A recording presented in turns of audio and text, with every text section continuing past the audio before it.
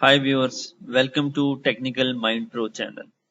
आज हम एक बहुत ही इम्पोर्टेंट टॉपिक डिस्कस करेंगे। बिल्कुल छोटा सा टॉपिक है but it is one of the most important topic related to boiler. इसमें हम देखेंगे कि जो हम बॉयलर को फीड वाटर दे रहे होते हैं उसके पैरामीटर्स क्या होने चाहिए, रेंज क्या होनी चाहिए, और जो ब्लो डाउन हम लगा रहे होते हैं उससे जो पानी हमें मिलता है उसके पैरामीटर किस रेंज में होने चाहिए। इसको हम डिटेल में डिस्कस करते हैं। इससे पहले अगर आपने चैनल को सब्सक्राइब नहीं किया तो please subscribe the channel and click the bell icon ताकि आने वाली वीडियोस आपको बर वक्त मिलती रहे। सबसे पहले तो हम देखते हैं कि हमें पानी जो हम बॉयलर को दे रहे होते हैं या हम ब्लो डाउन करते हैं उसके पैरामीटर्स मेंटेन करने की जरूरत क्यों महसूस होती है, क्यों करने चाहिए, उसके फायदे क्या होते हैं। जो मोस्ट कॉमन बेनिफिट्स हैं फीड वाटर के पैरामीटर्स जो हैं उनको रेंज में रखने के, वो चांदे के मैंने यहाँ पे नोट डाउन किए हैं। नंबर 1 पे है मैक्सिमम एफिशिएंसी।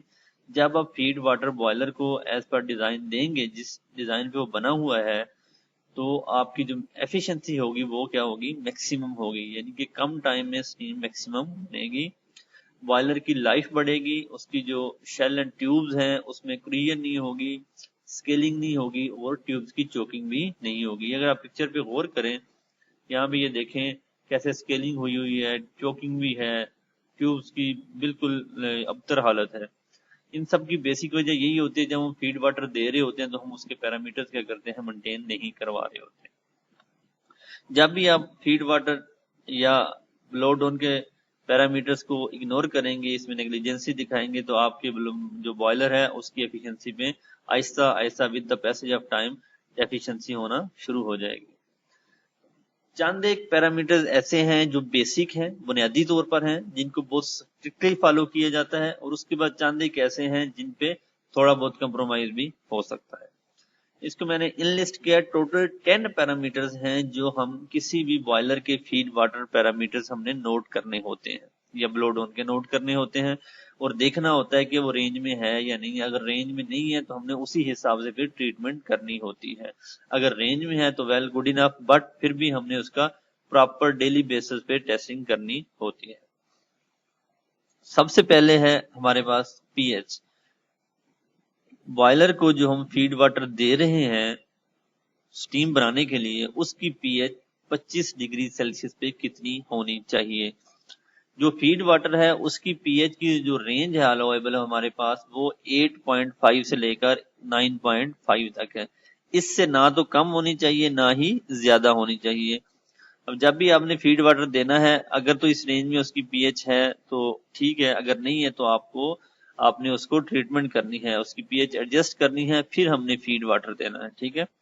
सेकंड है हमारे पास ब्लो डाउन। ब्लो डाउन की अगर हम बात करें तो उसकी जो पीएच रेंज है वो 9.5 से लेकर 10.5 है। अगर इससे डेविएट हो रही है आपकी फीड वाटर की, ठीक है, तो इसका मतलब आपकी ट्यूब में कहीं स्केलिंग हो सकती है, चोकिंग हो सकती है, समथिंग इज रॉन्ग देयर, कि जो हमारे पास ब्लो डाउन के पैरामीटर्स आउट आ रहे हैं।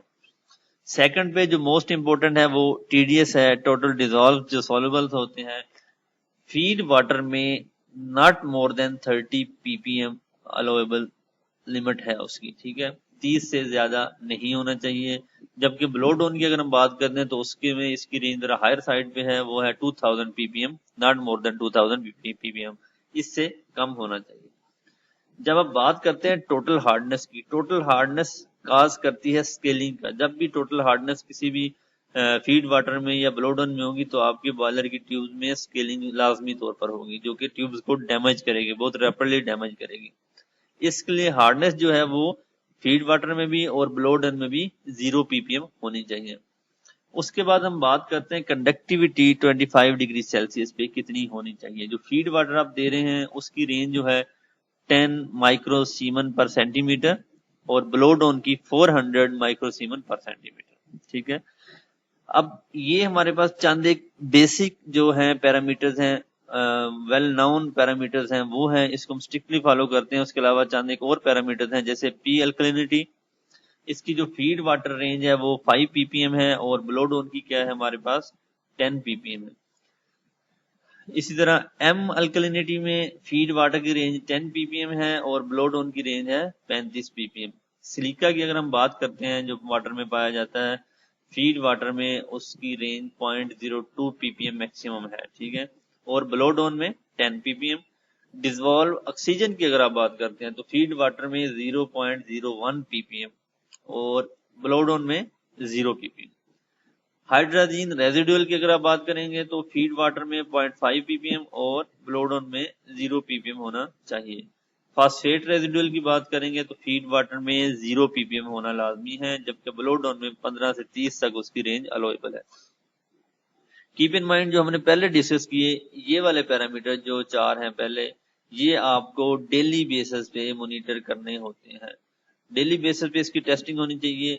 मैक्सिमम अगर आप 12 घंटे में नहीं कर सकते तो आप 24 घंटे बाद कर लें, लेकिन इसकी मॉनिटरिंग लाजमी है। जब भी कोई पैरामीटर डेविएट होगा, आपके बॉयलर की एफिशिएंसी फौरन ही डिक्रीज होना स्टार्ट हो जाएगी। आप ब्रेकडाउन आ सकती है, उससे बचने के लिए इनको आप प्रॉपर मेंटेन करना चाहिए। जो इसके बाद वाले नेक्स्ट हैं 5 to 10, ये वाले पैरामीटर आप वंस इन अ मंथ भी कर सकते हैं। इनके कम इफेक्ट्स आते हैं लेकिन मेंटेन करना लाजमी है, इसको आप मंथली बेसिस पे भी कर सकते हैं। ये हमारा एक छोटा सा टॉपिक था। आई होप के it would be useful to all of you. Thanks for watching. Please like and share the video and subscribe the channel.